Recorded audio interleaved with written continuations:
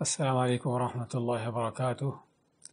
بسم اللہ والحمد للہ والصلاة والسلام علی رسول اللہ، اما بعد۔ آج ہماری دورہ علوم شرعیہ کی تفسیر کی کلاس رہے گی، جس میں آج سورۃ البینہ کی تفسیر لی جائے گی۔ اعوذ باللہ من الشیطان الرجیم، بسم اللہ الرحمن الرحیم۔ لم يكن الذين كفروا من أهل الكتاب والمشركين منفكين حتى تأتيهم البينة، رسول من الله يتلو صحفا مطهرة فيها كتب قيمة وما تفرق الذين أوتوا الكتاب إلا من بعد ما جاءتهم البينة،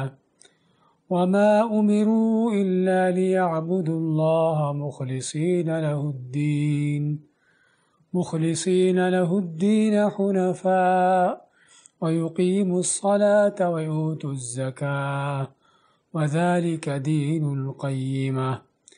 إن الذين كفروا من أهل الكتاب والمشركين في نار جهنم خالدين فيها، أولئك هم شر البرية، إن الذين آمنوا وعملوا الصالحات أولئك هم خير البرية، جزاؤهم عند ربهم جنات عدن تجري من تحتها الأنهار خالدين فيها أبدا، رضي الله عنهم ورضوا عنه، ذلك لمن خشي ربه۔ لم يكن الذين كفروا، لم نہیں یکن تھے، الذین وہ لوگ، کفروا جنہوں نے کفر کیا،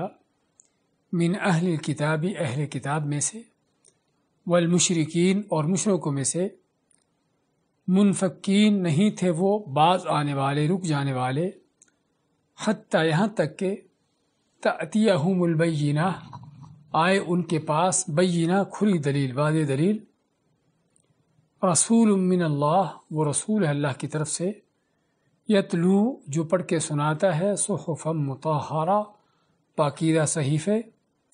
فیہا کتب قیمہ، فیہا اس میں ہے کتب لکھی باتیں، قیمہ جو بہت مضبوط اور عمدہ ہے، وما تفرق الذین اور نہیں تفرقہ کیا ان لوگوں نے، اوت الکتاب جن کو کتاب دی گئی، الا مگر من بعد ما جاءتهم البینہ اس کے بعد کہ جب ان کے پاس کھلی دلیل آ گئی، وما امروا اور نہیں انہیں حکم دیا گیا، الا مگر لیعبدوا اللہ مخلصین لہ الدین کہ وہ عبادت کریں اللہ کی خالص کرتے ہوئے اسی کے لیے اپنے دین کو، حنفاء یکسو ہو کر، ویقیموا الصلاۃ اور نماز قائم کریں، ویؤتوا الزکاۃ اور زکوٰۃ دیں، وذالک دین القیمہ اور یہ ہے جو دین ہے مضبوط یا سچا، یا دین الملت القیمہ یہ وہ دین ہے جو صحیح اور سچی ملت کا دین ہے۔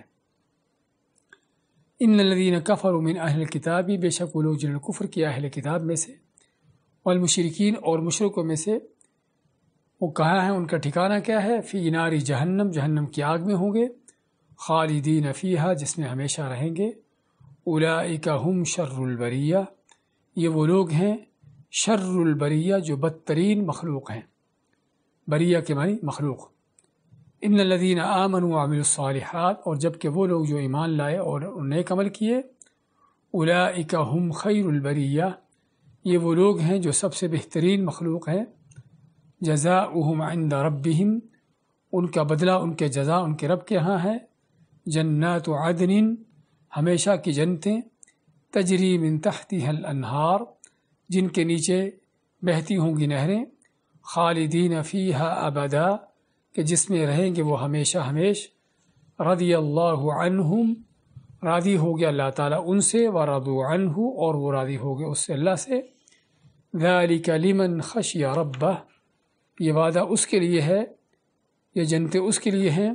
کہ جو اپنے رب سے ڈر گیا۔ یہ سورۃ البینہ ہے، اور اس کے مکی اور مدنی ہونے میں علماء کا کافی بڑا اختلاف ہے۔ بہت سے علماء نے اس کو مکی کہا ہے، اور اس کے مد مقابل بہت سے دوسرے علماء نے اس کو مدنی کہا ہے کہ مدنی صورتوں میں سے ہے۔ اور موضوع کے اعتبار سے دونوں ہی،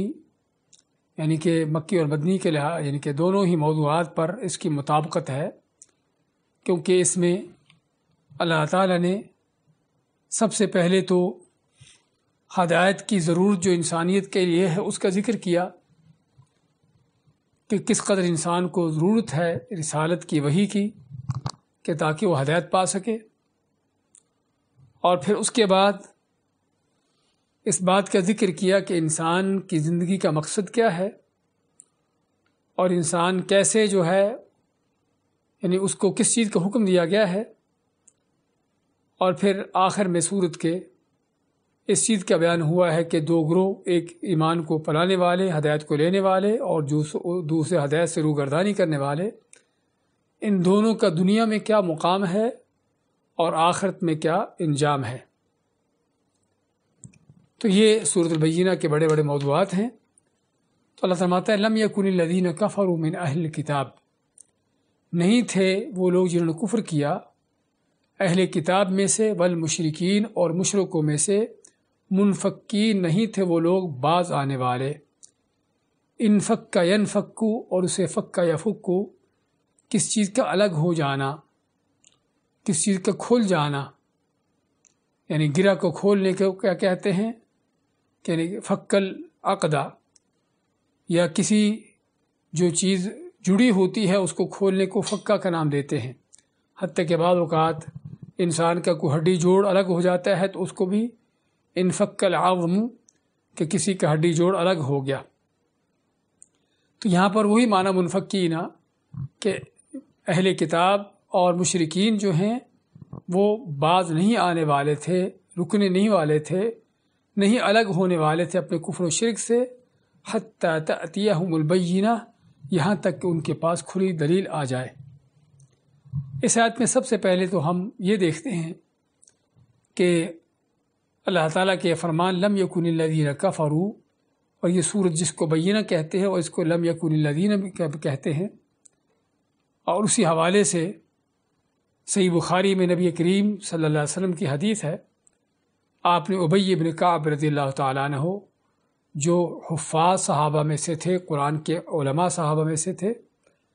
ان کو آپ نے بلایا اور فرمایا ان اللہ امرنی ان اقرأ علیک لم یکن الذین کفروا، کہ مجھے اللہ نے حکم دیا ہے کہ میں تجھے یہ سورت پڑھ کر سناؤں جو لم یکن الذین کفروا سے شروع ہوتی ہے۔ تو آپ نے اس کو لم یکن الذین کا نام دیا۔ تو آپ نے ابی بن کعب کو فرمایا کہ مجھے اللہ نے حکم دیا ہے کہ تم کو یہ سورت پڑھ کر سناؤں۔ تو ابی فرماتے ہیں وسمانی، کہ اللہ نے میرا نام بھی لیا ہے۔ قال نعم، آپ فرماتے ہیں کہ اللہ نے تمہارا نام لے کر مجھے حکم دیا ہے کہ تم کو یہ سورت پڑھ کر سناؤں۔ فبکا، تو ابی بن کعب رضی اللہ تعالیٰ عنہ خوشی سے روتے ہیں کہ جہانوں کا رب اپنے تخت پر، عرشوں پر، اپنے فرشتوں کے ہاں اپنے ایک بندے کا جب ذکر کرتا ہے، اور بندے کی اس انداز سے اس کی بیان ہوتا ہے کہ جس میں اس کے لیے عزت اور شرف ہو، تو اس بندے کے لیے کتنا عظیم مقام ہے۔ ہم تو دیکھتے ہیں کہ دنیا کے بادشاہ، دنیا کے کوئی بڑے لوگ اگر کسی کا نام لیتے ہیں اپنے بڑی مجلس میں، اپنے بڑے دربار میں، تو آدمی وہ پھولے نہیں سماتا، خوشی کی اس کی انتہا نہیں ہوتی کوئی، اس لیے کہ بادشاہ نے، فلاں بڑے آدمی نے میرا نام لیا ہے۔ تو کیا خیال ہے کہ جہانوں کا رب اگر کسی بندے کا نام لیتا ہو تو اس میں کس قدر اس بندے کے لیے عزت اور شرف کا مقام ہے۔ اور اللہ تعالیٰ اپنے بندوں کے نام لیتا ہے۔ اللہ تعالیٰ خود فرماتا ہے حدیث قدسی میں کہ جب بندہ میرا ذکر کرتا ہے، اگر اپنے دل میں میرا ذکر کرتا ہے تو میں بھی اپنے دل میں اس کا ذکر کرتا ہوں، اپنے نفس میں اس کا ذکر کرتا ہوں، اور اگر میرا ذکر کرتا ہے، اور ذکر سے مراد اللہ تعالیٰ کی توحید کا بیان، اللہ کی عظمتوں کا بیان، اور اللہ کے قرآن کے اس کی یعنی کہ کلام کو سنانا، اس طرح کی چیزیں کرنا جس میں اللہ کا ذکر ہے مختلف انداز سے۔ تو اگر اللہ کا ذکر بندوں کے سب درمیان بیٹھ کر کرتا ہے اور لوگوں کو اللہ کی توحید کی عظمت کی باتیں سکھاتا بتاتا ہے، اللہ کا قرآن سناتا ہے اور اللہ کے احکامات لوگوں کو بتاتا سناتا ہے، یہ سب اللہ کا ذکر ہے۔ تو اللہ کیا فرماتا ہے، ذکرتہ فی ملأ خیر منہم، کہ اس نے تو بندوں کے ساتھ انسانوں کے اندر بیٹھ کر میرا ذکر کیا۔ اللہ فرماتا ہے کہ میں ان عظیم فرشتوں کے ہاں اس کا ذکر کرتا ہوں جو ان انسانوں سے کہیں بہتر ہوتے ہیں، یعنی اپنے مرتبے اور مقام میں اللہ تعالیٰ کے ہاں جو ان کو ملا ہے۔ کہنے کا مقصد تو یہ مرتبہ مقام صرف ابی بن کعب کے لیے نہیں ہے، بلکہ ہر اس شخص کو مل سکتا ہے کہ جو بھی اللہ کی توحید کا بیان کرتا ہے، اللہ کی عظمتوں کو بیان کرتا ہے، خود بھی اس کو سمجھتا ہے اور لوگوں کو بھی اس کو سکھاتا پڑھاتا، اس کو ان کو بتاتا ہے، تو اللہ اس کا ذکر اپنے عرش پر اپنے فرشتوں کے ہاں کرتا ہے۔ تو بات کر رہے تھے سورت کے حوالے سے کہ اس سورت کا نام لم یکن الذین بھی ہے، تو اللہ فرماتا ہے کہ نہیں تھے وہ لوگ جنہوں نے کفر کیا اہل کتاب میں سے والمشرکین، اور مشرکوں میں سے۔ یہاں اللہ نے دو گروہوں کا ذکر کیا ہے، ایک گروہ کو اہل کتاب کا نام دیا اور دوسرے گروہ کو مشرکین کا نام دیا، حالانکہ دونوں ہی کفر میں مشترک ہیں، دونوں ہی کافر ہیں اور دونوں ہی مشرک بھی ہیں، اہل کتاب بھی۔ اور اہل کتاب سے مراد کون ہیں؟ جب بھی قرآن کریم میں اہل کتاب کا ذکر آتا ہے تو یہ اصطلاحی لفظ ہے جس سے مراد دو قومیں ہیں، ایک یہودی اور دوسرا عیسائی نصرانی۔ تو یہود و نصارہ یہ ہیں جو اہل کتاب ہیں، اور ان کو اہل کتاب اس لیے کہا گیا کہ ان کے پاس آسمانی کتابیں ہیں، اگرچہ انہوں نے اس کو بگاڑ رکھا ہے، لیکن ایک لحاظ سے ان کے پاس آسمانی کتابیں ہیں، تو اس لحاظ سے ان کو اہل کتاب کا نام دیا گیا۔ اور اصطلاحی طور پر سوائے ان دونوں کے اور کسی کے لیے اہل کتاب کا لفظ استعمال نہیں ہوتا، اگرچہ ان کے ہاں کسی دین کا شبہ ہو بھی، بلکہ جس طرح کہا جاتا ہے کہ اکثر و بیشتر ادیان جو دنیا میں موجود ہیں، دنیا میں پائے جاتے ہیں دین، ان کی کوئی نہ کوئی بیک گراؤنڈ ہوتی ہے کسی نبی کی رسالت کے ساتھ، کسی نبی کی تعلیمات کے ساتھ۔ تو لیکن چونکہ اکثر و بیشتر دین جو دنیا میں پائے جاتے ہیں ان کی کسی رسالت یا نبوت کے ساتھ جو اٹیچمنٹ ہونا، اس کا تعلق ہونا واضح نہیں ہے، اور نہ ہی اس کی کوئی ٹھوس دلیل ہے، اس لیے باقی ادیان کو اہل کتاب میں شامل نہیں کیا گیا۔ تو اہل کتاب سے دو ہی طرح کے لوگ مراد ہیں، اور وہ ہیں یہود و نصارہ۔ تو بات کر رہے تھے کہ اور ایک گروہ اہل کتاب کا ہے اور دوسرا گروہ ہے مشرکین کا، یعنی اہل کتاب کے علاوہ باقی جتنے بھی دنیا کے کافر ہیں اللہ نے ان کو مشرکین کا نام دیا، اور ان میں خصوصاً عرب کے لوگ کہ جو یہاں پر سب سے پہلے مخاطب ہیں۔ اور جیسا میں نے عرض کیا کہ دونوں ہی مشرک بھی ہیں اور کافر بھی ہیں، اہل کتاب بھی کافر مشرک ہیں، اور جو بت پرست مشرک تھے وہ بھی مشرک کافر ہیں۔ اور یہاں پر بھی اللہ نے اہل کتاب کے حوالے سے پہلے ان کے اوپر کفر کا فتویٰ لگایا، اس کے بعد ان کا ذکر کیا۔ فَمَا لَمْ يَكُنْ الَّذِينَ كَفَرُوا مِنْ أَهْلِ الْكِتَابِ، کہ نہیں تھے وہ لوگ جنہوں نے کفر کیا اہل کتاب میں سے۔ اور یہاں پر ہمیں ایک بہت اہم بات کی تنبیہ ہوتی ہے، وہ کیا ہے کہ اہل کتاب یہود و نصارہ اگرچہ اللہ پر ایمان کا دعویٰ کرتے ہیں اور نبیوں کو ایمان کے ان کا دعویٰ ہے، اگرچہ بات کو جھٹلاتے بھی ہیں، بات کا انکار کرتے ہیں، قیامت پر ایمان کو ان کا دعویٰ ہے، اور اپنے پاس آسمانی کتابوں کا دعویٰ کرتے ہیں، لیکن اس کے باوجود اللہ تعالیٰ نے ان کو کافر قرار دیا ہے۔ اور یہ آج کے یہود و نصارہ کو نہیں صرف، بلکہ آپ کے زمانے کے جو یہود و نصارہ تھے، آج کے یہود و نصارہ تو اور بھی کہیں ان سے بدتر ہیں، اپنے عقیدے میں، اپنے دین میں کہیں زیادہ بگڑے ہوئے ہیں۔ آپ کے زمانے کے جو یہود و نصارہ جو آج کے یہود و نصارہ سے کہیں زیادہ بہتر تھے، لیکن چونکہ وہ بھی شرک کے کام کرتے تھے، کفر کرتے تھے، اسے اللہ نے ان کو کافر قرار دیا ہے۔ اور یہاں پر سبق اس بات کا ملتا ہے، اس بات کا ملتا ہے کہ کسی کو دھوکہ نہ ہو کہ اہل کتاب یہود و نصارہ تو اللہ کو مانتے ہیں، قیامت کو مانتے ہیں، نبیوں کو مانتے ہیں، ان کے پاس آسمانی کتابیں ہیں، تو اس کا معنی کہ وہ بھی ہمارے جیسے ہیں، کہ وہ بھی ہماری طرح کے جس طرح ہم مسلمان ہیں وہ بھی اللہ کے دین پر ہیں، اور پھر اس بنیاد پر جو ہے ان کو اپنے قریب یا اپنے آپ کو ان کے قریب لانے کی کوشش کی جائے، اور بلکہ اس بات کا دعویٰ کیا جائے کہ اگر سبھی دین اللہ کی طرف سے ہے تو پھر سبھی کے سبھی دین سچے اور صحیح ہیں۔ اور یہ وہ فتنہ ہے، گمراہی ہے جو آج کے دور میں چل رہا ہے، کہ جب جو ہے وحدت ادیان کے نام سے کہ سبھی کو دینوں کو ایک کرنے کے اس یعنی کہ فلسفے کے انداز سے جو ہے مختلف طرح کے گمراہ دینوں کو اکٹھا کرنے کی کوشش کی جا رہی ہے، اور اسلام کو بھی اس کے ساتھ ملانے کی کوشش کی جا رہی ہے۔ حالانکہ کہاں پر گٹر کا پانی اور گٹر کی غلاظتیں اور گندگی، شرک کی، بدعات کی، کفر کی، اور کہاں پر خالص اللہ کی توحید، اللہ کے نبیوں کی سچی اطاعت جو کہ اسلام کی شکل میں ہے۔ بات کر رہے تھے تو یہ سازش چل رہی ہے آج کل اور کئی سالوں سے، بلکہ کہ دینوں کو سبھی کو ایک کیا جائے تاکہ آپس کے جو ان کے اختلافات ہیں، آپس کی دیواریں ختم ہو جائیں،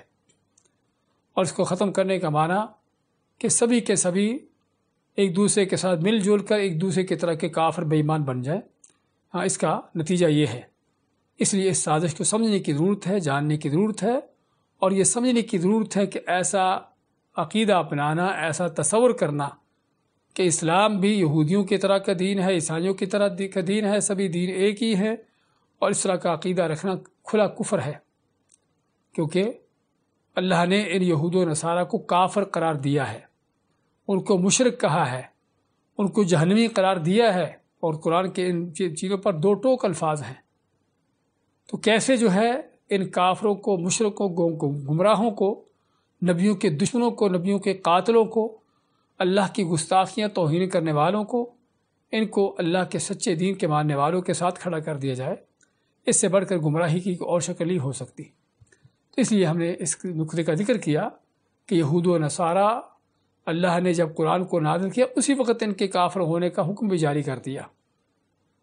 اگرچہ آج کے یہود و نصارہ پہلے کے یہود و نصارہ سے کہیں زیادہ بدتر ہیں۔ تو اس لیے اس مسئلے کو سمجھنے کی ضرورت ہے۔ تو اللہ فرماتا ہے لم یکن الذین کفروا من اہل الکتاب، نہیں تھے وہ لوگ جنہوں نے کفر کیا اہل کتاب میں سے، والمشرکین، اور مشرکوں میں سے۔ یہاں پر دوسرے گروہ کا ذکر، اور اہل کتاب کو عام کافر و مشرکوں سے ان کا الگ ذکر کیا قرآن کریم میں، جہاں بھی ذکر کیا، کس لیے کہ اللہ تعالیٰ نے اگرچہ یہ بھی مشرک کافر ہی تھے یہود و نصارہ، لیکن پھر بھی ان کے کچھ احکامات میں فرق کیا ہے، اور انہی احکامات میں سے اہل کتاب کا ذبح کیا ہوا جانور ہے، کہ اگر کوئی واقعی ہی اپنے دین پر قائم ہے یہود و نصارہ میں سے اور جانور ذبح کرتا ہے تو مسلمان کو اجازت ہے کہ اس کو کھا سکتا ہے۔ اسی طرح اہل کتاب کی عورتوں سے نکاح کرنے کی جو اجازت دی، تو اس طرح کے چند احکام جو اہل کتاب کے لیے خاص رکھے عام مشرک و کافروں سے ہٹ کر۔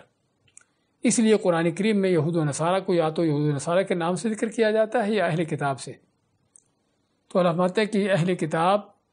اور مشرکین جو کفر کرنے والے تھے، سبھی کے سبھی نہیں تھے باز آنے والے، منفقین نہیں تھے باز آنے والے، کس سے؟ اپنے کفر سے، اپنے شرک سے، اپنی گمراہی سے باز آنے والے نہیں تھے، حتیٰ تأتیہم البینہ، یہاں تک کہ ان کے پاس کوئی کھلی دلیل آ جائے۔ اور وہ دلیل کیا ہے؟ رسول من اللہ، وہ اللہ کا رسول ہے، یعنی رسول کریم علیہ السلام کا آنا ہی دنیا میں رسول بن کر، اور لوگوں کو اللہ کی توحید کی دعوت دینا، توحید کا پیغام سنانا، اور رسول اکرم صلی اللہ علیہ وسلم کی بلکہ بذات خود ذات جو ہے وہ اللہ کی طرف سے کیا ہے؟ بینہ ہے، وہ کھلی دلیل ہے۔ اور ابھی ہم انشاءاللہ ذکر کرتے ہیں کہ آپ صلی اللہ علیہ وسلم کا کھلی دلیل ہونے کا معنی کیا ہے، لیکن یہاں پر آپ صلی اللہ علیہ وسلم کے آنے کی ضرورت کیا تھی؟ اللہ تعالیٰ جو فرماتا ہے کہ یہ کافر یا مشرک اور یہود و نصارہ اپنے کفر کو چھوڑنے والے نہیں تھے، اپنے شرک سے نہیں باز آنے والے تھے جب تک ان کے پاس کھلی دلیل نہ آ جاتی، جس سے پتہ چلتا ہے کہ انسانیت کو، لوگوں کو ہدایت پانے کے لیے کس قدر اللہ کی وحی کی ضرورت ہے، کہ جب تک اللہ کی طرف سے وحی نہ آتی، کوئی رسول نہ آتا اللہ کی طرف سے تعلیمات لے کر، لوگوں کے لیے ممکن نہیں تھا کہ خود بخود جو ہے ہدایت کا راستہ پا سکتے یا اپنے کفر و شرک کو چھوڑ کر توحید و سنت کی طرف آ سکتے۔ تو اس سے پتہ چلتا ہے کہ انسانوں کو، لوگوں کو کس قدر ضرورت ہے وحی کی، اللہ کی نازل شدہ تعلیمات کی جو اللہ نے اپنے نبیوں کو دی۔ تو فرمایا کہ اللہ تعالیٰ نے کہ یہ کافر و مشرک یہود و نصارہ اپنے کفر شرک سے باز آنے والے نہیں تھے، حتیٰ تأتیہم البینہ، یہاں تک کہ ان کے پاس کھلی دلیل آ جاتی، اور وہ دلیل کیا ہے؟ رسول من اللہ، وہ اللہ کا رسول ہے۔ اللہ نے خود رسول کریم صلی اللہ علیہ وسلم کی ذات کو دلیل کہا ہے کہ آپ کھلی دلیل ہیں، اور واقعی ہی رسول کریم صلی اللہ علیہ وسلم کی ذات لوگوں کے لیے کھلی دلیل تھے۔ اور کھلی دلیل ہونے کا معنی، پہلی بات تو آپ کی زندگی کس قدر پاکیزہ اور صاف ستھری کہ حتیٰ کہ آپ کے کسی بدترین دشمن کو بھی آپ کے کسی بات پر انگلی اٹھانے کا، آپ کے کسی زندگی کے کسی مرحلے پہلو پر اعتراض کرنے کا موقع نہ تھا کہ آپ نے نبوت سے پہلے اس طرح کے غلط کام کیا، نعوذ باللہ کو اس طرح کی چیز کی، تو آپ کی زندگی اس قدر پاکیزہ اور صاف ستھری تھی کہ حتیٰ کہ آپ کے بدترین دشمن بھی آپ پر کس طرح کا اس موضوع پر اعتراض نہ کر سکے۔ اور پھر مزید نبی کریم صلی اللہ علیہ وسلم کا نشانی ہونا، بینہ ہونا،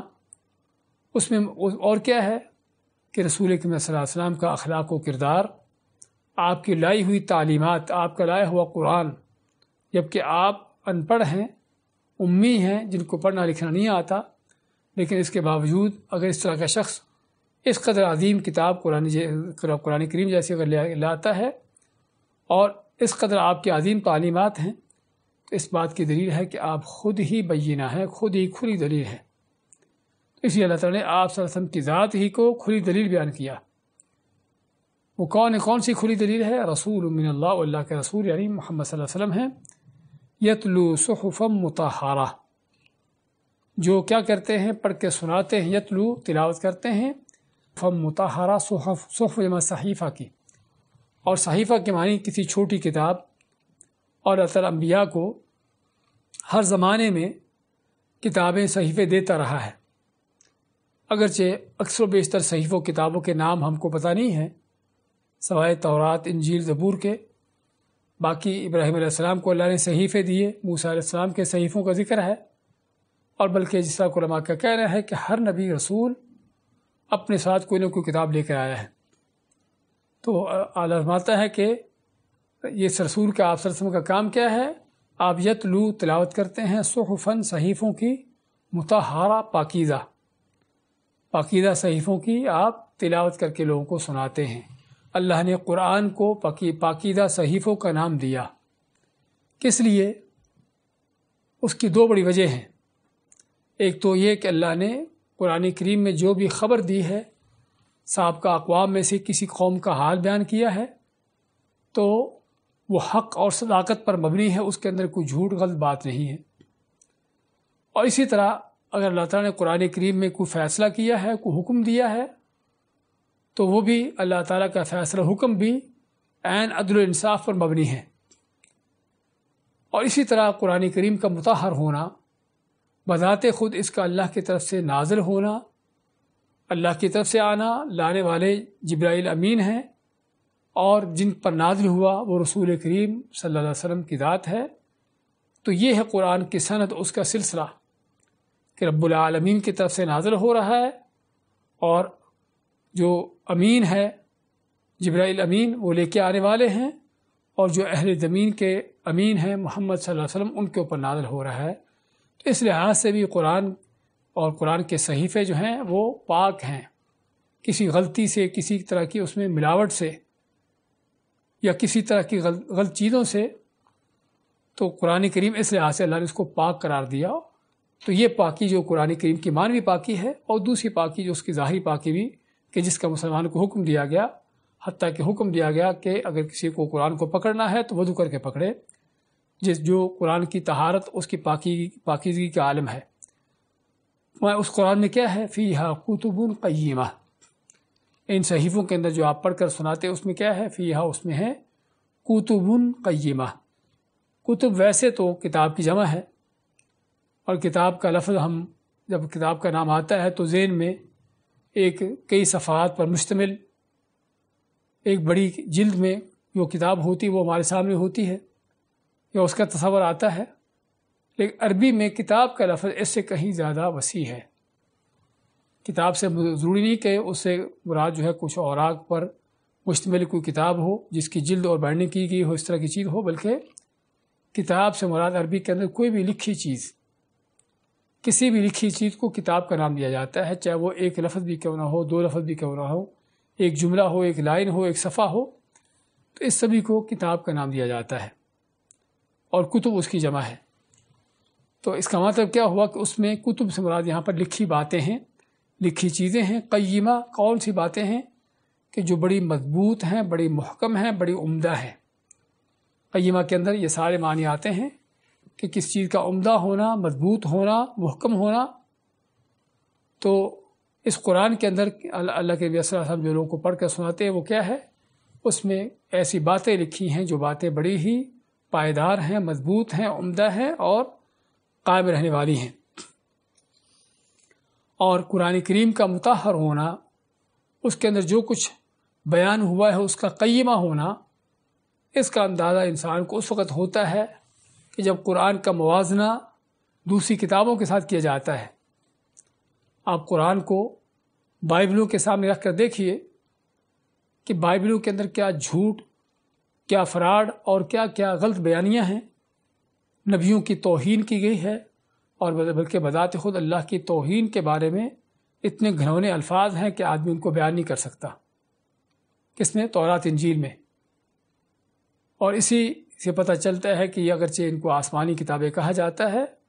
لیکن موجودہ تورات انجیل جو پائی جاتی ہے لوگوں کے اندر، اس کا اللہ تعالیٰ کی آسمانی جو کتاب نازل کی گئی اس سے دور کا بھی تعلق نہیں ہے۔ اور اس کے مقابلے میں قرآن، جس کو اللہ نے نازل کرتے ہوئے اس کی حفاظت کی ذمہ داری لے لی، اور اللہ نے جس طرح اس کو نازل کیا تھا آج 1450 سال کے بعد انہی حروف کے ساتھ اسی شکل میں اسی انداز سے موجود ہے اور لوگوں کے سینوں میں محفوظ ہے۔ تو یہ یعنی کہ صحف مطہرہ کے حوالے سے کہ اللہ تعالیٰ نے قرآن کریم کو پاکیزہ صحیفے کہا جو ہر لحاظ سے پاکیزہ ہیں، اور اس میں جو کچھ لکھا گیا ہے وہ کس قدر جو ہے وہ مضبوط ہے، محکم ہے اور پائیدار ہے۔ اس کے بعد وما تفرق الذین اوتوا الکتاب الا من بعد ما جاءتهم البینہ، اور نہیں تفرقہ بازی کی الذین، ان لوگوں نے، اوتوا الکتاب، جن کو کتاب دی گئی تھی، الا من بعد ما جاءتهم البینہ، مگر اس کے بعد کہ جب ان کے پاس کھلی دلیل آ گئی۔ اب یہاں پر اللہ تعالیٰ یہود و نصارہ کے تفرقہ بازیوں کا ذکر کرتا ہے، اور جو حقیقت میں صرف یہود و نصارہ کے ساتھ خاص نہیں بلکہ اس امت کے اندر اس سے بڑھ کر ہونے والی تھی۔ اسی کے بارے میں رسول اکرم صلی اللہ علیہ وسلم کا فرمان ہے کہ تفرقت یہود علی 71 ملہ، یہودیوں کے 71 فرقے ہوئے، وتفرقت النصارى علی 72 ملہ، اور عیسائیوں کے 72 فرقے ہوئے، 70 اور 2 72 فرقے ہوئے، وتفترق امتی علی 73 فرقہ، اور میری امت کو جو ہے وہ 73 فرقوں میں تقسیم ہوگی، 73 میں 3 اور 70 فرقوں میں تقسیم ہوگی، جس سے پتہ چلتا ہے کہ گمراہیاں سابقہ زمانوں سے چلی آ رہی ہیں، اور جیسے جیسے زمانہ گزر رہا ہے اور گمراہیاں اور زیادہ بڑھتی چلی جا رہی ہیں۔ یہود و نصارہ اگرچہ ان کے پاس آسمانی کتاب اللہ نازل کی تھی، لیکن ان کے لوگوں نے اس آسمانی کتاب کو بگاڑا، اور اس لیے وہ جس طرح بگڑتے چلے گئے اسی طرح ان کے اندر فرقے جماعتیں کھڑی ہوتی گئیں۔ ہر گروہ نے اور ہر ایک قسم کے لوگوں نے اپنے آگے کسی کو لگا دیا کہ تو ہمارا پیشوا ہے، تو ہمارا پیر ہے، تمہارا مفتی ہے، اور پھر جو ان کو بتاتا رہا اس پر وہ چلتے رہے، اور اس طرح سے ایک کے بعد دوسری، دوسری کے بعد تیسری، اور اس طرح جماعتیں اور گروہ بندیاں ہوتی چلی گئیں، حتیٰ کہ جس طرح فرمایا کہ یہودیوں کے 71 فرقے ہوئے اور عیسائیوں کے 72 ہوئے، اور یہ 71-72 بھی اگر آپ دیکھیں گے تو صرف اتنی تعداد نہیں ہے بلکہ اس سے کہیں زیادہ ہیں، اس سے کہیں زیادہ ہیں۔ تو پھر 71-72 کا کہنے کا مقصد کیا ہے کہ اصل بنیادی بڑے بڑے وہ جو ان کے عقائد و افکار ہیں کہ جس کی طرف مختلف طرح کے لوگ لوٹتے ہیں، اپراتے ہیں، اس لحاظ سے مسلمانوں کے اندر بھی 73 فرقوں کا جب آپ نے ذکر کیا تو ان کا بھی اسی طرح سے یعنی کہ اختلاف یہی ہے کہ بعض اوقات اختلاف کو معمولی سا ہوتا ہے، دین کے کسی ایسے مسئلے پر ہوتا ہے کہ جس پر کوئی کفر ایمان کا دار و مدار نہ ہو، تو یہ اختلافات ہونا کوئی بڑی بات نہیں ہے۔ لیکن وہ اختلاف کے جو عقیدے کا اختلاف ہو، منہج کا اختلاف ہو، کہ جہاں پر دین کہاں سے لینا ہے، کس سے لینا ہے، اور توحید کیا ہے، سنت کیا ہے، ہاں ان چیزوں کا اختلاف جو ہے یہاں سے فرقے بنتے ہیں پھر، کہ کوئی کسی کے پیچھے چل پڑا، کوئی دوسرے کے پیچھے چل پڑا، قرآن کتاب و سنت کو چھوڑ کر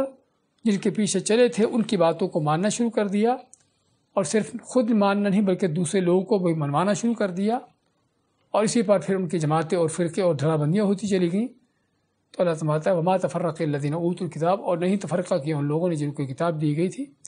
الا من بعد ما جاءتهم البینہ، مگر اس کے بعد کہ جب ان کے پاس کھلی دلیل آ گئی۔ اور کھلی دلیل کا ہم نے پڑھا ہے وہ کیا ہے؟ وہ رسول کریم صلی اللہ علیہ وسلم کی ذات ہے،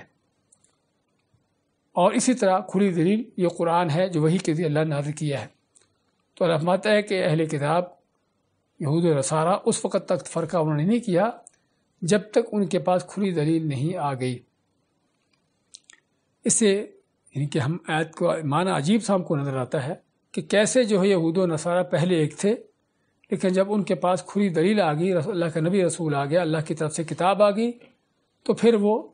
بکھر گئے، بٹ گئے اور فرقہ بازی کر دی انہوں نے۔ تو یہ ایک تعجب کی بات ہے۔ حقیقت کیا ہے؟ حقیقت یہی ہے جو اللہ نے بیان فرمائی ہے کہ رسول اکرم صلی اللہ علیہ وسلم کے دنیا میں آنے سے پہلے، آپ کے نبوت کا اعلان کرنے سے پہلے، یہود و نصارہ سبھی آپ کی نبوت کے، آپ کی رسالت کے اس کا اقرار کرتے تھے، اس کے بلکہ انتظار کر رہے تھے۔ یہودیوں کے جب بھی عربوں کے ساتھ کوئی مقابلہ ہوتا اور مار کھاتے یہودی، عربوں کو کیا کہتے کہ کوئی بات نہیں، ابھی ہمارے درمیان وہ رسول آنے والا ہے کہ جس رسول کے ساتھ مل کر ہم تمہارے خلاف جنگ کریں گے اور تم بدلے لیں گے۔ تو کہنے کا مقصد کہ آپ صلی اللہ علیہ وسلم کے رسالت سے پہلے، آپ کی رسالت کے اعلان سے پہلے یہود و نصارہ سبھی کے سبھی آپ کو ماننے پر، آپ پر ایمان لانے پر متفق تھے، لیکن جب آپ نے نبوت کا اعلان کیا تو یہی وہ لوگ جو یہود و نصارہ آپ کے نبوت کے، آپ کی رسالت کے منتظر بیٹھے ہوئے تھے، وہی سب سے بڑے آپ کے دشمن تھے۔ اور اس کی 3 وجہ ہیں۔ ایک وجہ تو یہ کہ چونکہ آپ صلی اللہ علیہ وسلم سے پہلے نبوت رسالت کا سلسلہ بنی اسرائیل میں چل رہا تھا، ابراہیم علیہ السلام کے بعد سے لے کر نبوت رسالت کا سلسلہ جو ہے بنی اسرائیل میں چل رہا تھا، تو اب بھی یہود و نصارہ کو توقع تھی کہ وہ نبی ہم میں سے ہوگا۔ تو جب انہوں نے دیکھا کہ یہ نبی ہم میں سے نہیں، یہ تو عربوں میں سے ہے، تو اپنے ذاتی انا کی وجہ سے، تعصب ہر دھرمی کی وجہ سے پھر آپ کا انکار کیا، آپ کا ایمان نہ لائے۔ ایک وجہ تو یہ ہے، اور دوسری وجہ کہ جو ان کو دین کے نام سے سرداریاں تھیں ان کے پاس، ان کے باقاعدہ ان کی یعنی کہ لوگوں کو اپنے پیچھے لگانا، چلانا، ان کی پیشوائی تھی، سرداری تھی۔ تو اب ان کے لیے کیا تھا کہ اگر آپ صلی اللہ علیہ وسلم پر ایمان لاتے، آپ کے دین کو اپناتے، تو ان کو یہ سرداریاں چھوڑنا پڑتی، اور گمراہ کن انداز سے جو لوگوں پر وہ مسلط ہو بیٹھے تھے، اس تسلط کو چھوڑنا پڑتا اور یہ ٹوٹ جاتا۔ اور تیسری وجہ کیا ہے کہ ہر زمانے کے گمراہ کن لوگوں کا دین کو پیٹ پرستی کے لیے استعمال کرنا، یہ چیز چلتی آئی ہے، جس طرح کہ آج بھی چل رہی ہے۔ تو ایسے ہی یہود و نصارہ نے بھی طرح طرح کے دین کے اندر ایسے ڈھونگ رچا رکھے تھے، ایسے فلسفے، ایسی باتیں گھڑ بنا رکھی تھیں کہ جس سے لوگوں کا مال ہتھیائیں اور ان کے مال مٹھوریں اور طرح طرح کی ان سے اپنے اغراض و مقاصد حاصل کریں۔ تو یہ 3 بڑی وجوہات تھیں کہ جس کے پیچھے ان کا اختلاف ہوا۔ ورنہ کیسے ممکن ہے کہ ایک قوم ایک نبی کے آنے کے انتظار میں بیٹھی ہے، اور بلکہ ممکن ہے کہ دور دراز کے علاقوں سے اٹھ کر کسی جگہ پر آئے ہوں کہ نبی یہاں پر آئے گا، اور پھر جب وہی نبی آتا ہے، اعلان کرتا ہے نبوت کا، تو یہی اس کے سب سے بڑے دشمن ہوتے ہیں۔ اس کی وجہ کیا ہے؟ اس کی وجہ یہی جو اللہ نے یہاں پر بیان فرمائی ہے، اور علماء نے جو یہاں پر استنباط کیے ہے۔ اور یہ صرف اس وقت کی بات نہیں ہے، ہم اگر فرض کریں، ویسے تو دنیا سے جو چلا جاتا ہے دوبارہ نہیں آتا، لیکن اگر فرض کر لیا جائے کہ نبی کریم علیہ السلام اس وقت آ سکتے ہوں اور زمین کی دنیا میں ان کا ظہور ہو سکتا ہو، آ سکتے ہوں اور آ کے لوگوں کو توحید کی دعوت دیں، ایک اللہ پر لگانے کی کوشش کریں، تو آپ دیکھیں گے کہ سب سے بڑے دشمن آپ کے کون ہوں گے؟ وہی جو دن رات آپ کے عشق کے نعرے لگانے والے ہیں۔ اس لیے کیونکہ آپ صلی اللہ علیہ وسلم کی تعلیمات کی چوٹ ان کے اوپر پڑے گی، ان کے پیٹ پرستی کے سارے کاروبار ختم ہوں گے، اور گمراہیاں جو انہوں نے گھڑ رکھی ہیں، بنا رکھی ہیں، وہ ساری گمراہیوں کے ان کے پرندے جو ہے وہ سارے کے سارے ڈھے اور ختم ہو جائیں گے۔ اس لیے ہر زمانے کے اس طرح کے لوگ جو ہیں کہ جنہوں نے دین پر اپنی اجارہ داریاں قائم کی ہوتی ہیں اور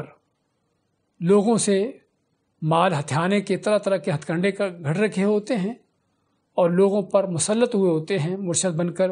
اور سردار بن کر، تو سب سے پہلے سب سے بڑے دنیا نبیوں کے دشمن یہ لوگ رہے ہیں۔ کس لیے؟ کیونکہ نبیوں کی تعلیمات پر چلنے میں ان کی یہ سارے مفادات یہ ختم ہوتے تھے۔ تو اسی اللہ تعالیٰ وما تفرق الذین اوتوا الکتاب، اور نہیں تفرقہ کیا ان لوگوں نے جو کتاب جن کو کتاب دی گئی تھی، الا من بعد ما جاءتهم البینہ، مگر اس کے بعد کہ جب ان کے پاس کھلی دلیل آ گئی،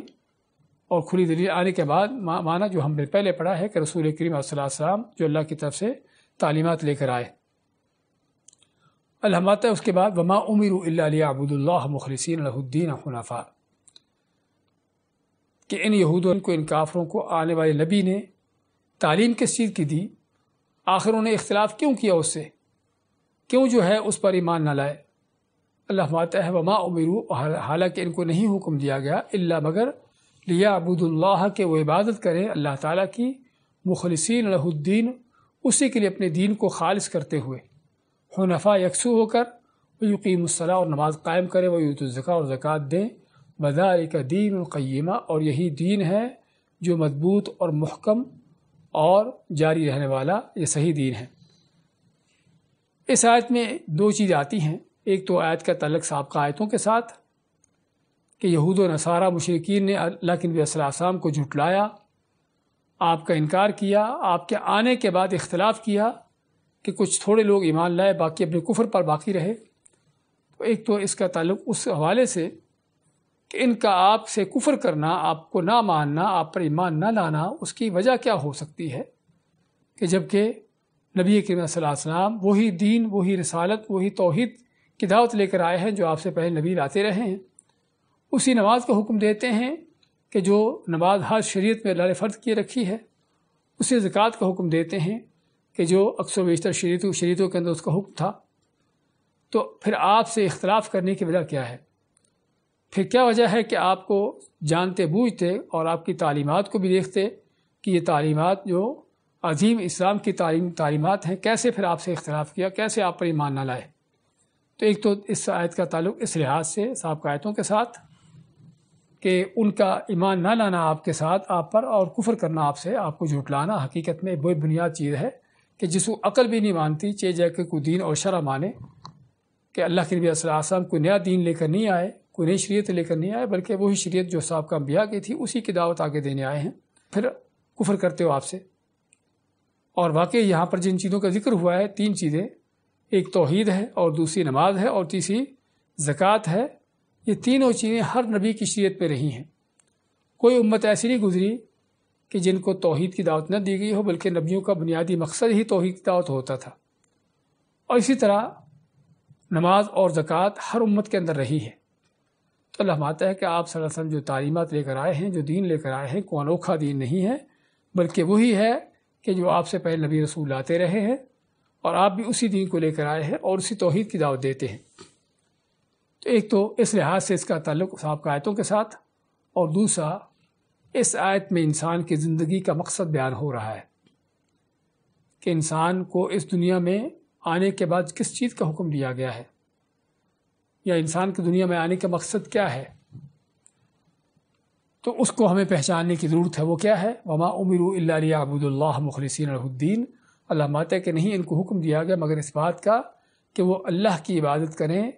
خالص کرتے ہوئے اسی کے لیے اپنے دین کو حنفاء یکسو ہو کر۔ تو سب سے پہلا بنیادی مقصد انسان کے زمین پر کیا ہے؟ ایک اللہ کی عبادت، اللہ کی توحید کو اپنانا، ایک اللہ کی خالص ہو کر عبادت کرنا۔ تو یہ سب سے بڑا بنیادی مقصد ہے جو ہر نبی کی تعلیم، اس کی دعوت کا، اس کا نقطہ، اس کا محور رہا ہے کہ ہر نبی کی تعلیم، اس کی دعوت اسی چیز پر چلتی رہی، اسی توحید کی دعوت پر۔ وَلَقَدْ بَعَثْنَا فِي كُلِّ أُمَّةٍ رَسُولًا أَنِ اعْبُدُوا اللَّهَ وَاجْتَنِبُوا الطَّاغُوتَ، جس طرح فرماتا ہے کہ ہم نے ہر امت کے اندر، ہر قوم کے اندر رسول بھیجے کہ تاکہ کس لیے؟ کہ تاکہ لوگ اللہ کی عبادت کریں اور طاغوت سے بچ جائیں۔ تو بات کر رہے تھے کہ یہ ہر نبی کی مشترکہ دعوت کہ توحید کی دعوت، لیکن وہ توحید کیسے ہے؟ اللہ نے چند الفاظ کے اندر اس توحید کا بہت جامع تعارف کروایا ہے۔ وہ توحید کیا ہے؟ وما امروا، اور نہیں ان کو حکم دیا گیا، یعنی اللہ تعالیٰ اس میں بندوں سے اور کوئی دوسری چیز نہیں چاہتا کہ روزیاں کمائیں، کاروبار کریں اور بڑے زمین کو بنائیں۔ اللہ تعالیٰ کو ان چیزوں کی ضرورت نہیں۔ اللہ بندوں سے جو چاہتا ہے وہ صرف کیا چاہتا ہے کہ خالص ہو کر اللہ کی عبادت کریں۔ الا لیعبدوا اللہ، مگر یہ کہ اللہ کی عبادت کریں، مخلصین لہ الدین، اسی کے لیے خالص کرتے ہوئے اپنے دین کو، حنفاء یکسو ہو کر۔ یہ ساری توحید کی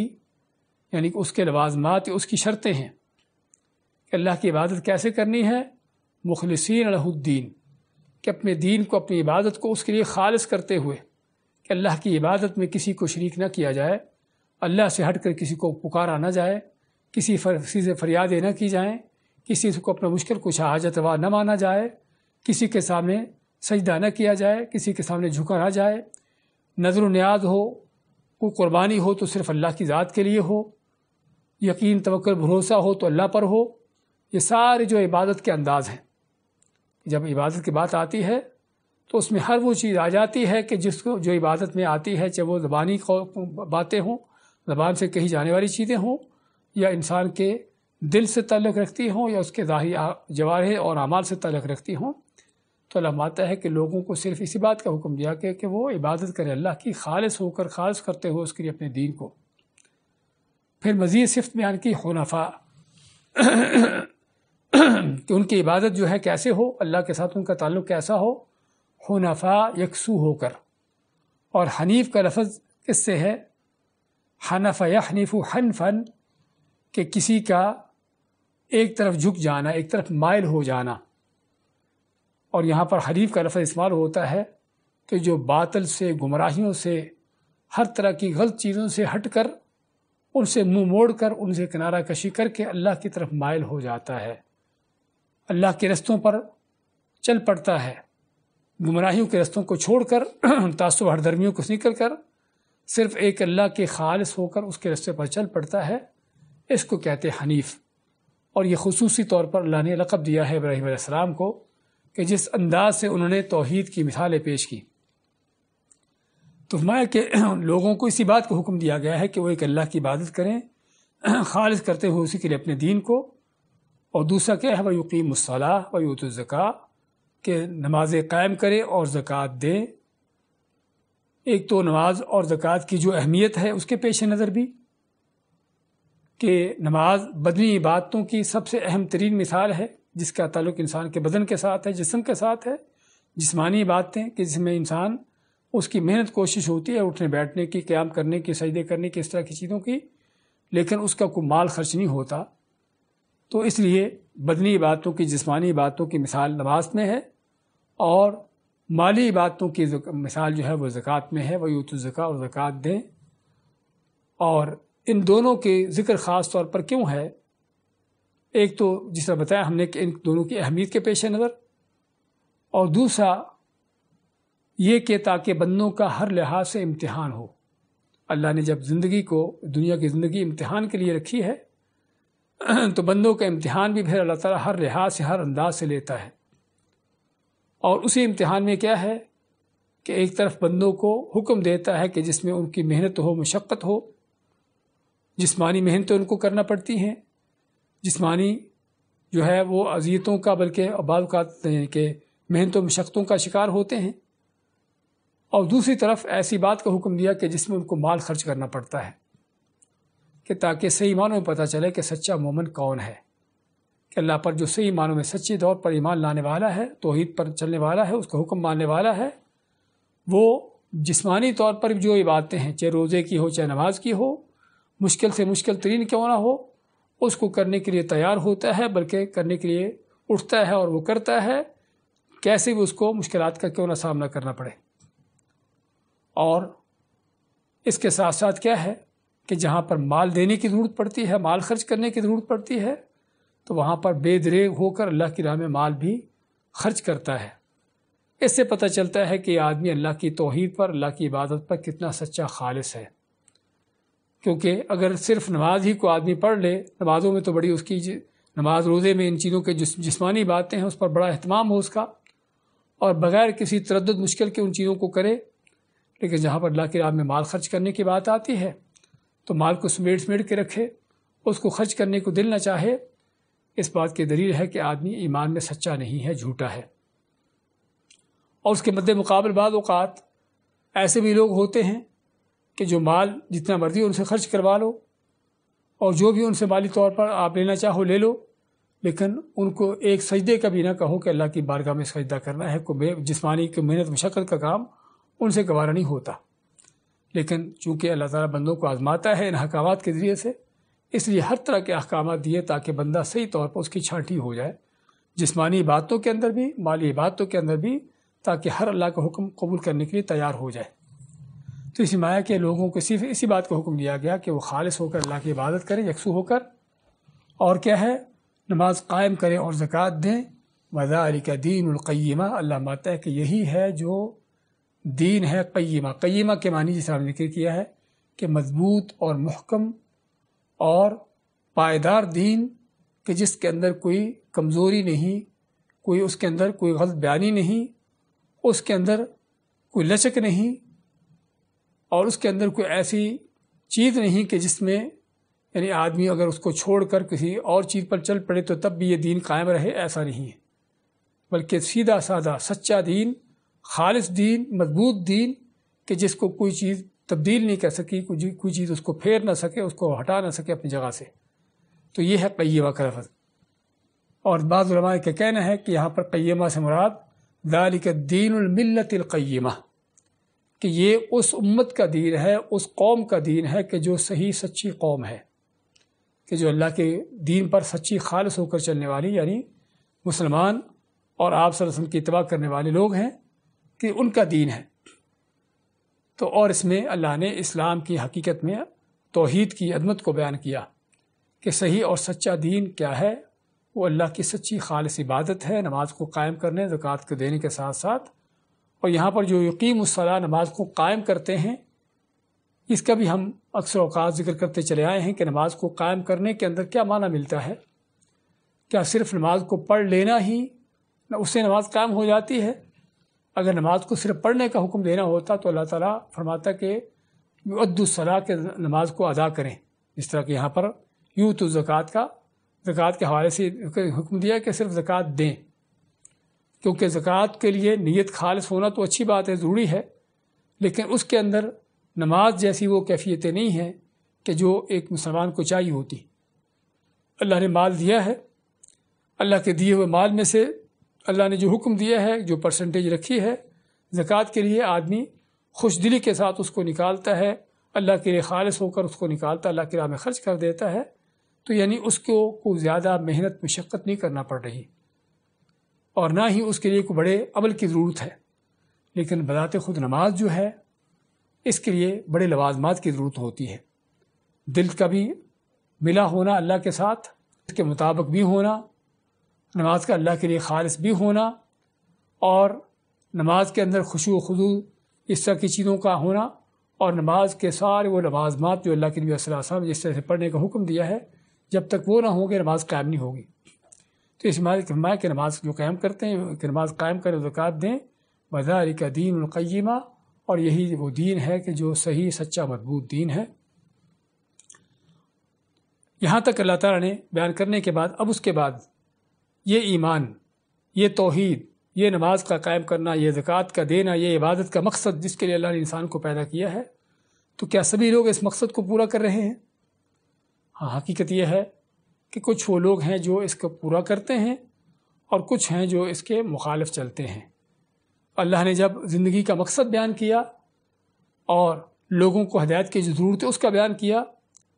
تو زندگی کا مقصد بیان کرنے کے بعد اب اللہ تعالیٰ اس ہدایت کو پانے والوں کا اور نہ پانے والوں کا دونوں کا انجام بیان کرتا ہے۔ تو فرمایا ان الذین کفروا من اہل الکتاب، بے شک وہ لوگ جنہوں نے کفر کیا اہل کتاب میں سے، اور یہاں پر پھر اہل کتاب کو کافر قرار دیا گیا، اور یہ صرف یہیں پر نہیں بلکہ قرآن کریم کی 10 جگہوں پر اس بات کا واضح طور پر ذکر کہ اہل کتاب کون ہیں، کافر ہیں۔ ان الذین کفروا من اہل الکتاب، بے شک وہ لوگ جنہوں نے کفر کیا اہل کتاب میں سے،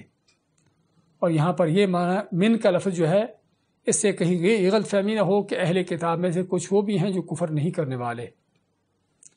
ہاں جب تک وہ اپنے دین پر قائم ہے، یہودیت عیسائیت پر، وہ کفر پر قائم ہے، وہ کافر ہے.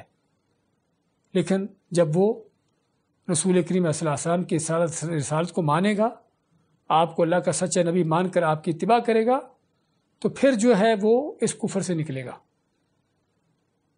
اس لیے فرمایا کہ ان الذین کفروا، تو یہاں پر من کا لفظ جو ہے وہ تبعیضیہ کے معنی میں نہیں ہے کہ اہل کتاب میں سے کچھ لوگ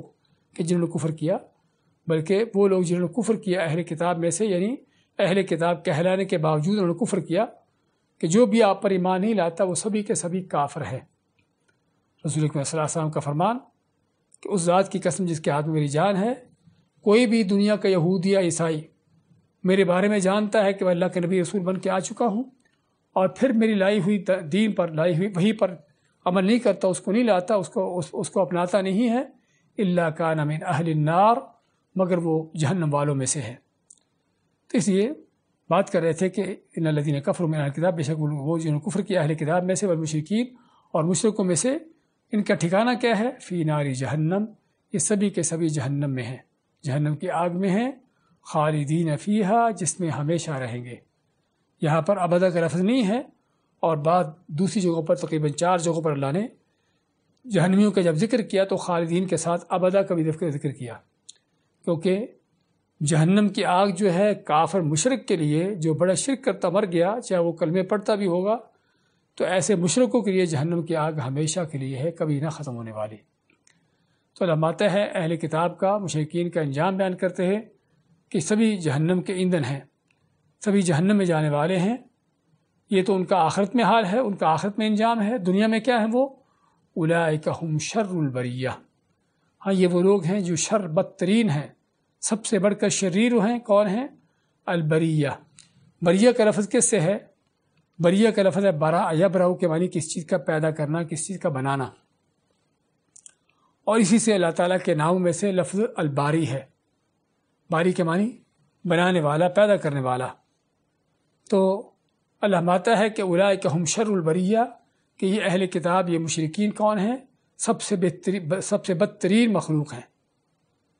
سب سے بدترین مخلوق ہیں. تو اس آیت میں اللہ نے کافروں کا، اہل کتاب کا، دنیا کے اندر بھی ان کا، یعنی کہ ان کی حیثیت بیان کی، ان کا درجہ بیان کیا کہ وہ کون ہیں، اور آخرت میں بھی ان کا انجام بیان کیا.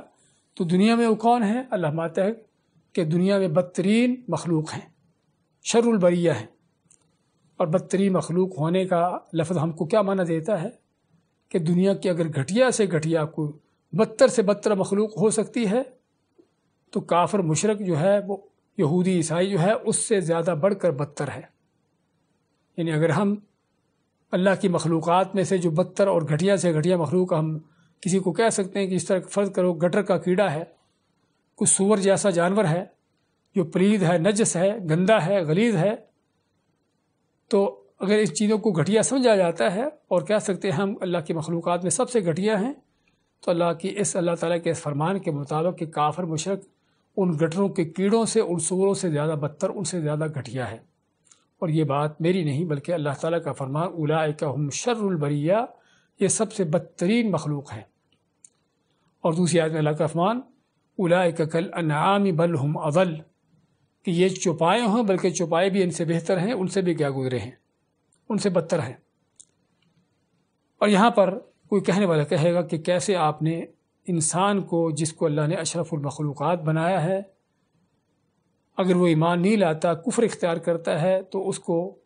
بدترین مخلوق بنا دیا، گٹر کے کیڑے سے بدتر بنا دیا. اس انسان کو کہ جس کو اللہ نے ایک عزت دی ہے، شرف دیا ہے،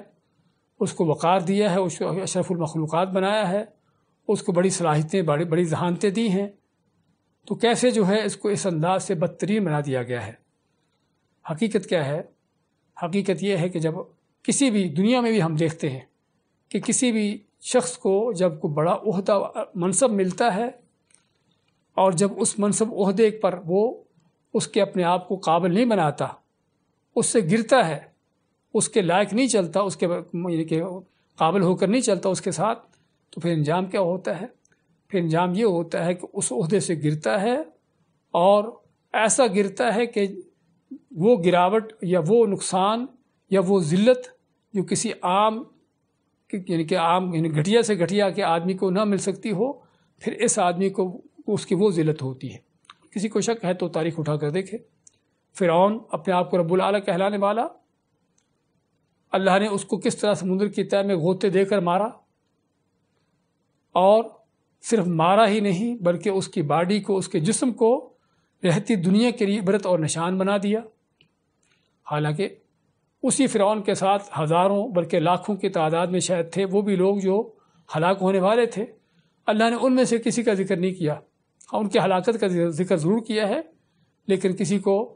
اس کی لاش کو، اس کی باڈی کو عبرت کے طور پر نہیں چھوڑا۔ تو فرعون جتنا اونچا تھا، جتنا اللہ نے اس کو دنیا میں مال و دولت ان چیزوں سے نوازا تھا، اور جب اس نے اللہ تعالیٰ کی نعمتوں کی قدردانی نہ کی، کفر کیا، بے ایمانی کی، اللہ نے پھر اس کو اتنا ہی گرایا، اتنا ہی ذلیل کیا، رہتی دنیا کے اندر ذلیل و خوار ہو کے رہ گیا۔ قارون اسی زمانے کا دوسرا شخص جو بڑا مالدار تھا، حالانکہ مالدار اس وقت اور بھی لوگ تھے کئی، لیکن یہ وہ مالدار جو سب سے بڑھ کر تھا، لیکن اللہ تعالیٰ کے دیے ہوئے مال کی جب اسے ناشکری کی، ناقدری کی نعمتوں کی، اور خود اس پر سانپ بن کر بیٹھنے لگا اور کہنے لگا کہ یہ میں نے خود کمایا ہے، تو اللہ نے اس کو زمین میں دھنسا کر رہتی دنیا کے لیے اس کو عبرت اور سبق بنا دیا۔ تو ہم بات کر رہے تھے کہ اگر اللہ تعالیٰ کسی کو بڑا عہدہ منصب دیتا ہے، کوئی بڑا مقام دیتا ہے، اور پھر وہ شخص اپنے اس مقام کی لاج نہیں رکھتا، اس کے مطابق نہیں چلتا، اللہ پھر اس کو ایسا گراتا ہے کہ جو دنیا کی کائنات کی ہر چیز سے زیادہ گر جاتا ہے۔ اور اسی چیز کو ہم پہلے سورۃ 3 میں پڑھ چکے ہیں، ثم رددناہ اسفل سافلین، کہ اس انسان کو جس کو احسن تقویم دی تھی، جب اس کے مطابق نہ چلا تو کیا کیا؟ رددناہ اسفل سافلین، اس کو سب سے نچلوں میں سے نچلا کر دیا۔ اس لیے کوئی تعجب کی بات نہیں ہے کہ اگر یہ انسان، جس کو اصل یہ تھا کہ اللہ نے اشرف المخلوقات بنایا ہے، لیکن جب اپنے مقام کو نہیں پہچانتا اور ایمان کا رستہ چھوڑتا ہے، کفر اختیار کرتا ہے، اللہ کے اپنے رب کے ساتھ ہی بغاوت پر اتر آتا ہے، تو پھر اللہ تعالیٰ دنیا کی کائنات کی ہر چیز سے اس کو بدتر بنا دیتا ہے۔ اور واقعی اس کا بدتر ہونا حق ہے کہ اللہ نے اس گٹر کے کیڑے کو کوئی دل، دماغ کی کوئی اس طرح کی صلاحیتیں، قوتیں وہ نہیں دی جو انسان کو دی ہیں۔ اس کے اندر وہ سوچ و فکر نہیں ہے سور کے اندر جو اس انسان کو دی ہے۔ تو اگر انسان کو یہ ساری سوچیں، قوتیں، صلاحیتیں دی ہیں، تو اس کے باوجود اس کی ناقدری کرتا ہے، بلکہ اللہ کی بغاوتوں میں اس کو استعمال کرتا ہے، جو کتا سور بھی نہیں کرتا ہوگا، تو ظاہری بات ہے پھر یہ انسان اس سے بدتر ہونا اس کا حق بنتا ہے۔ تو بات کر رہے تھے کہ یہ ان کافر و مشرکوں کا انجام، ان کا ٹھکانہ دنیا کے اندر ہے کہ دنیا کے بدترین مخلوق ہیں، اور جس سے ہم کو تربیتی حوالے سے کیا سبق ملتا ہے کہ جن کو اللہ نے بدتر کہا ہے، کائنات کی مخلوقات میں سب سے بدترین مخلوق جس کو کہا ہے، پھر کسی مسلمان کو اجازت نہیں ہے، اللہ کو ماننے والے کو اجازت نہیں کہ اس کو اپنے سر پہ بٹھائے، اس کو اونچا کرے۔ اور آخرت میں ٹھکانہ کیا ہے؟ اولئک ہم فی نار جہنم خالدین فیہا، جہنم کی آگ میں جہاں پر ہمیشہ رہیں گے۔ یہ غلط فہمیاں دور کرنے کے لیے ان کی بھی، کہ جو اپنے آپ کو سمجھتے تھے کہ ہم بڑے اونچے ہیں، ہم بڑے سچے ہیں، ہم بڑے حق پرست ہیں، اللہ نے ان کا ٹھکانہ جہنم کا بیان کر دیا کہ آخرت میں کہاں جانے والے ہیں، اور دنیا میں بھی ان کی حقیقت کیا ہے۔ اس کے بعد اللہ تعالیٰ اہل ایمان کا ذکر کرتا ہے، ان الذین آمنوا وعملوا الصالحات، بے شک وہ لوگ جو ایمان لائے اور نیک عمل کیے۔ اور ایمان اور نیک عمل کا پہلے بھی ہم ذکر کرتے رہتے ہیں، اور آئندہ بھی انشاءاللہ اس کی تفصیل آئے گی کہ ایمان اور نیک عمل دونوں لازم و ملزوم کیوں ہیں، دونوں کا ایک ساتھ ذکر کیوں آتا ہے، کہ نیک عمل کے بغیر ایمان کی کوئی حیثیت نہیں، اور ایمان ہر طرح کا وہ ایمان جس کا اللہ نے حکم دیا ہے۔ تو بے شک وہ لوگ جو ایمان لائے اور نیک عمل کیے، اولئک ہم خیر البریہ، یہ وہ لوگ ہیں جو سب سے بہترین مخلوق ہیں، سب سے اعلیٰ مخلوق ہیں۔ کون؟ ایمان والے اور نیک عمل کرنے والے۔ اور یہاں پر پہلی بات تو صفت دیکھیے، صفت کیا ہے؟ ایمان کی اور نیک عمل کی۔ یہاں پر یہ نہیں کہا کہ جو مسلمان کہلانے والے ہیں، کہ جو اپنے آپ کو کسی اس نام سے پکارتے ہیں، بلکہ نہیں، اللہ نے صفت بیان کی ایمان کی اور نیک عمل کی۔ تو مایا کہ یہ وہ لوگ جو اللہ پر سچا ایمان رکھنے والے، نیک عمل کرنے والے ہیں، کون ہیں؟ اولئک ہم خیر البریہ، سب سے بہترین مخلوق ہیں۔ اور سب سے بہترین مخلوق ہونے کے اندر بھی تھوڑا سا ہمیں اس کو سمجھنے کی ضرورت ہوگی۔ کہنے والا کہے گا کہ فرشتے جن کو اللہ نے نور سے پیدا کیا ہے، اور جن کا کام ہی ہر وقت اللہ کی عبادت ہے اور ان سے نافرمانی اللہ کی ہوتی ہی نہیں ہے، اللہ کی نافرمانی کرتے ہی نہیں ہیں، اور کب سے اللہ نے ان کو پیدا کیا ہے اور کب تک وہ ان کی کتنی لمبی زندگیاں ہیں، لاکھوں ہزاروں سالوں کی، اور اللہ کی مسلسل عبادت ہی کرتے چلے جا رہے ہیں، تو کیسے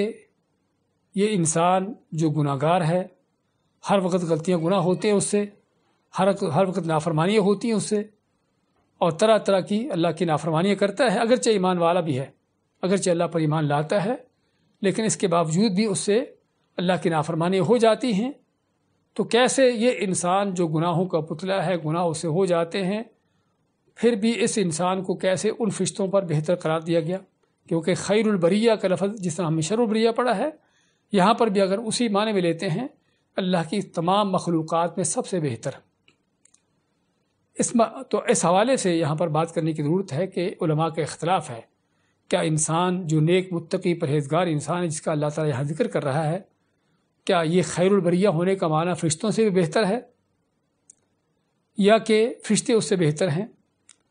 اور اس میں جو صحیح علماء کا قول ہے اللہ عالم وہ یہ ہے، انبیاء کے حوالے سے، رسولوں کے حوالے سے تو کوئی شک نہیں کہ انبیاء اور رسول فرشتوں سے بہتر ہے، افضل ہیں، کہ نبی اور رسول فرشتوں سے بہتر اور افضل ہیں، لیکن نبی اور رسولوں کے علاوہ جو عام مسلمان مومن ہیں، کیا وہ فرشتوں سے بہتر ہیں؟ تو جو صحیح قول ہے وہ یہ ہے کہ مسلمان مومن توحید پرست اللہ کا حکم پر چلنے والا متقی پرہیزگار وہ فرشتوں سے بہتر ہے۔ فرشتوں سے بہتر کیوں ہے؟ کیونکہ اللہ نے فرشتوں کے اندر برائی کا مادہ رکھا ہی نہیں ہے، ان کو اللہ نے پیدا ہی اس طرح سے کیا ہے کہ وہ اللہ کی ایٹومیٹکلی طبعی طور پر اللہ کی فرمانبرداری کریں،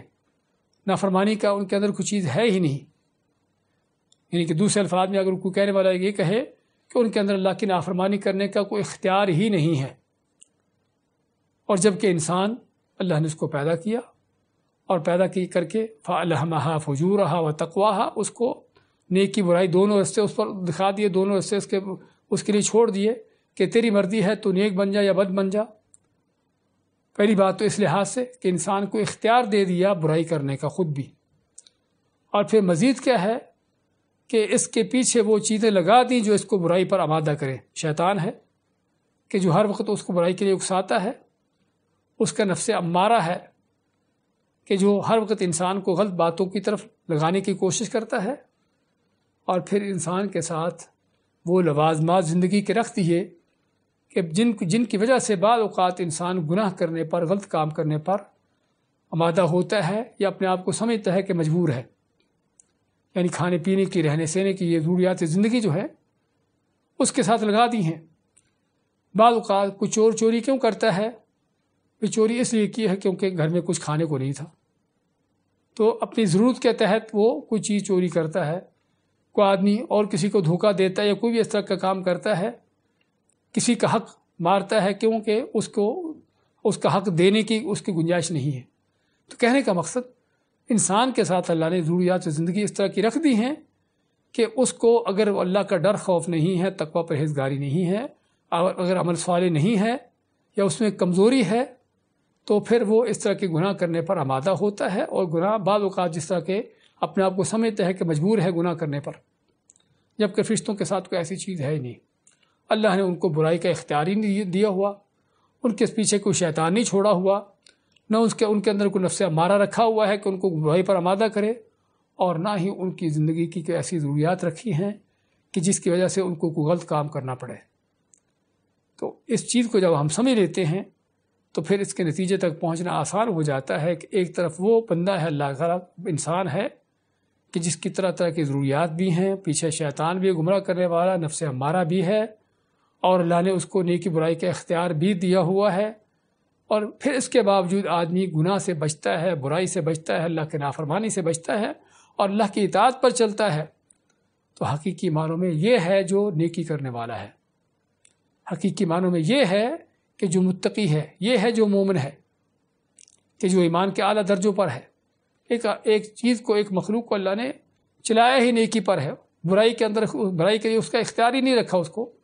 ہاں تو وہ نیکی کرے گی کیونکہ اللہ نے اس کو چلایا اسی پر ہے، اس کے لیے دوسری چیز کا اختیار ہی نہیں ہے۔ اس کو گمراہ کرنے والا ہے ہی نہیں ہے۔ تو اگر اس زاویے سے دیکھا جائے تو پتہ چلتا ہے کہ واقعی سچا مومن، توحید پر چلنے والا، متقی پرہیزگار، کتاب و سنت کی اتباع کرنے والا ایسا شخص جو ہے وہ فرشتوں سے بہتر ہے۔ کس لیے؟ کیونکہ وہ شیطان کا مقابلہ کر رہا ہے، اپنے نفس امارہ کو دبا رہا ہے، اور دنیا کی اس کی ضروریات جو بعض اوقات اس کو مجبوراً بھی غلط چیز کرنا پڑتی ہے، اور وہاں پہ اپنے آپ کو کنٹرول کرتا ہے اور ساری چیزیں کر کے پھر بھی اللہ کے حکم پر چل رہا ہے۔ تو یہاں پر صحیح معنوں میں پھر آزمائش ہوتی ہے بندے کی، اور پتہ چلتا ہے کہ واقعی سچا مومن یہ ہے۔ تو اس لیے جس طرح میں ذکر کیا تھا، اختلاف تو اس علماء کا ضرور ہے، لیکن قرآن و حدیث کی دلیلوں کو دیکھا جائے تو پتہ یہ چلتا ہے کہ واقعی اللہ نے جو فرمایا یہاں پر ان الذین آمنوا وعملوا الصالحات، کے بے شک وہ لوگ جو ایمان لائے اور نیک عمل کیے، اولئک ہم خیر البریہ، کو سب سے بہترین مخلوق ہیں۔ وہ کیوں ہیں؟ اس وجہ سے ہیں، یہ تو ان کا دنیا میں ان کا مقام اور درجہ کہ خیر البریہ ہے، سب سے بہترین مخلوق ہیں۔ آخرت میں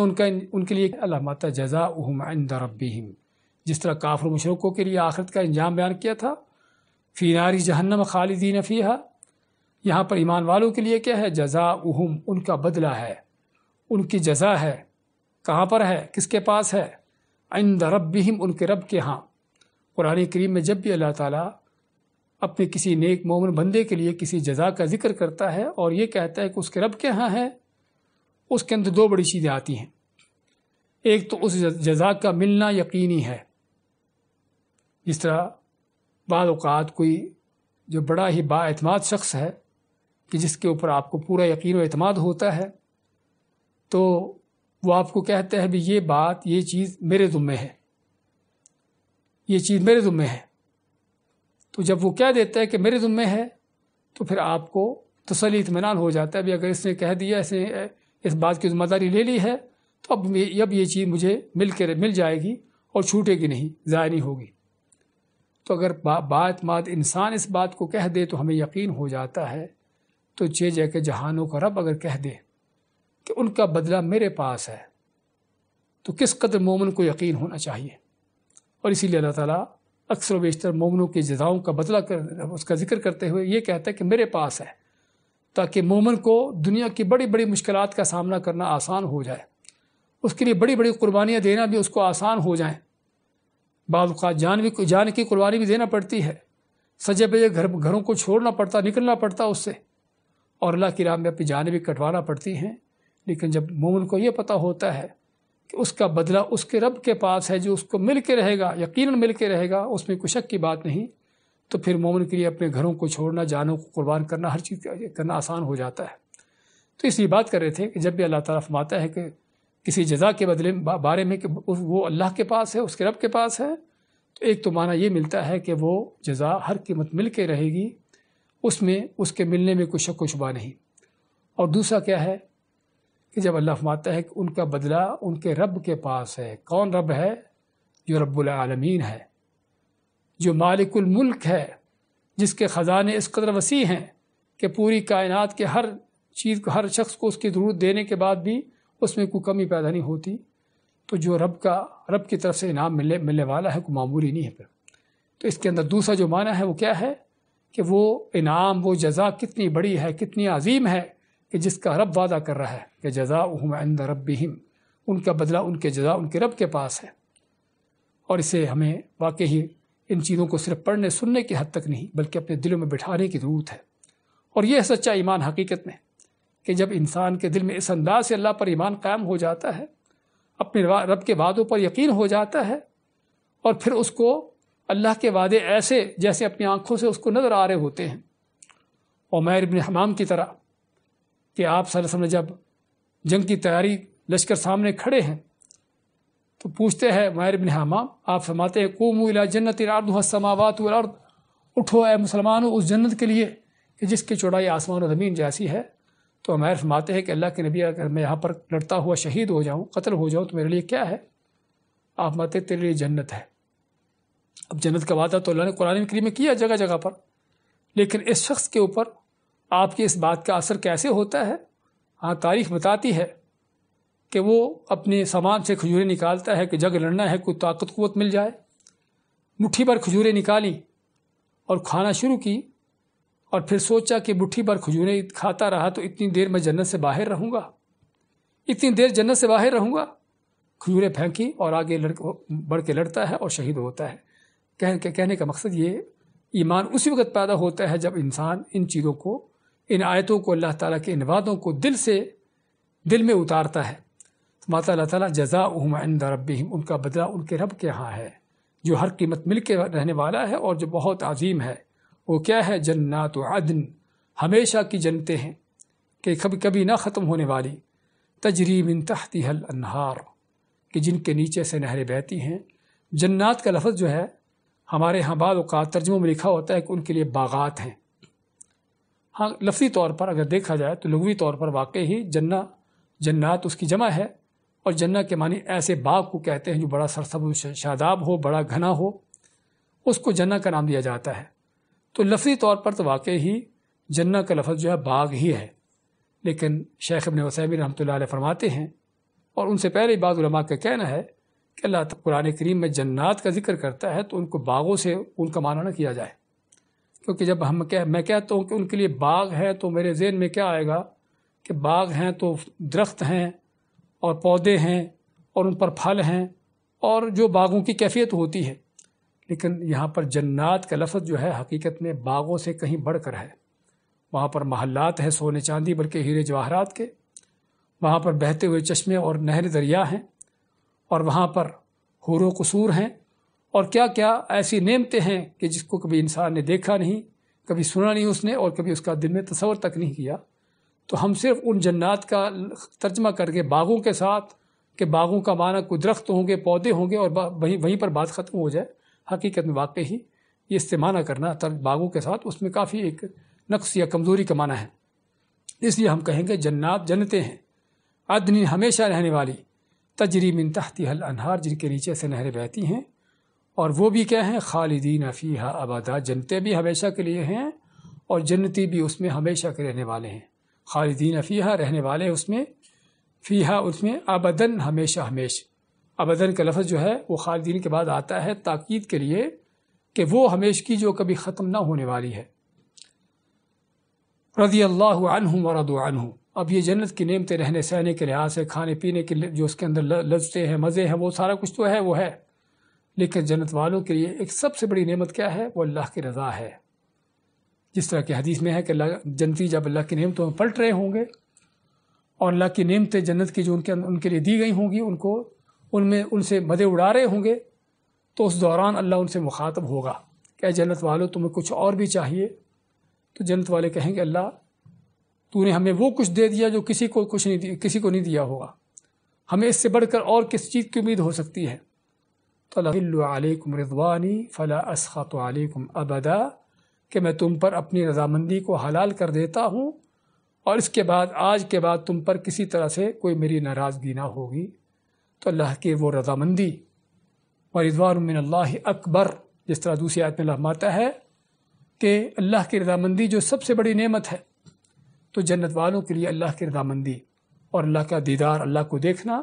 یہ سب سے بڑی نعمتوں سے ہے۔ اللہ کہتا کہ جنتوں کی نعمتیں بھی ان کو بھول جائیں گے وہاں پر۔ تو اسی ماتا اللہ تعالیٰ رضی اللہ عنہم، اللہ راضی ہو گیا ان سے،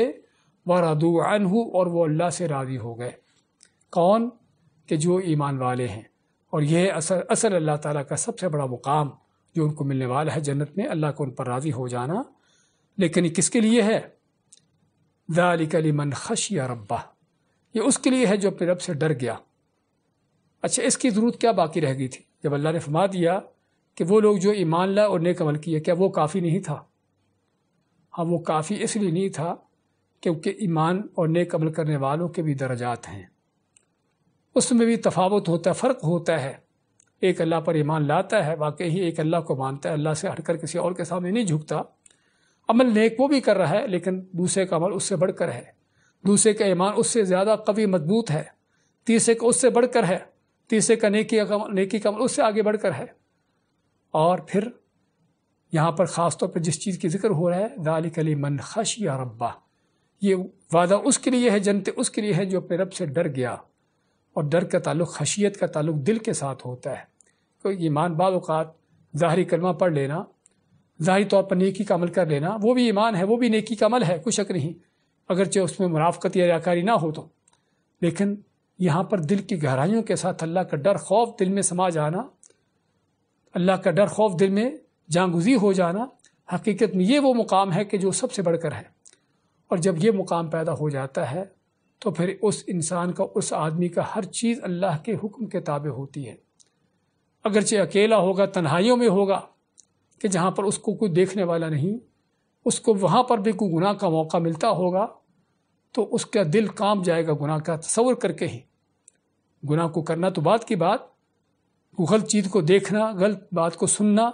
چاہے تنہائیوں میں کیوں نہ ہو، اس کو کرنا تو دور کی بات ہے، بلکہ وہاں پر بھی اللہ کا تصور، اللہ کا ڈر خوف اس کے دل میں آئے گا اور اس کا دل کانپ جائے گا۔ اور یہی وہ مقام ہے جس کے بارے میں نبی صلی اللہ علیہ وسلم نے فرمایا ان تعبد اللہ کأنک تراہ، کہ تو اللہ کی ایسے عبادت کر جس طرح کہ تو خود اللہ کو دیکھ رہا ہے۔ ہاں، یہ اللہ کو دیکھنے کا مقام، کہ جہاں پر یہ نہیں کہ صرف مجھے اللہ دیکھ رہا ہے بلکہ میں خود اللہ کو دیکھ رہا ہوں۔ ہاں، جب یہ مقام پیدا ہوتا ہے تو اس وقت انسان کی پھر ہر چیز اللہ کے حکم کے اس انداز سے تابع ہو جاتی ہے کہ پھر ممکن نہیں کہ انسان کو زبان سے غلط بات کہے، کانوں سے کوئی غلط بات سنے، آنکھوں سے کوئی غلط چیز دیکھے اور کسی اور گناہ کے غلط کام کا ارادہ کرے، اگرچہ شیطان اکسا بھی دے تب بھی انسان اپنے آپ کو کنٹرول کرتا ہے۔ تو یہ وہ مرتبہ مقام جب حاصل ہو جاتا ہے تو اللہ تعالیٰ کی طرف سے پھر جنتوں کے وعدے اسی انداز سے ان کے لیے پورے ہوتے ہیں۔ بارک اللہ فیکم و جزاکم اللہ خیر۔